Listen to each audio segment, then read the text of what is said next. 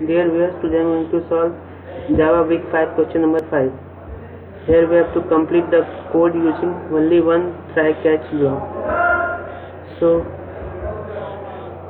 here this switch block is already given.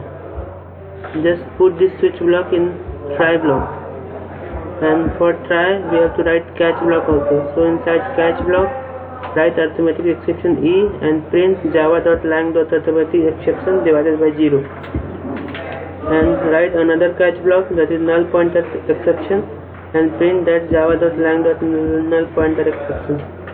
So this is our required code. If case 0 is there, then we have to go to null arithmetic exception, and if null is there, then we have to go to null pointer exception. So that's our required code, and we have to compile.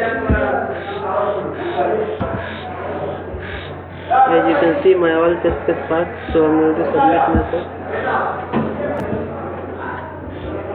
So as you can see, my test cases passed. So this is the required code. If you like my video, please subscribe my channel. Thank you.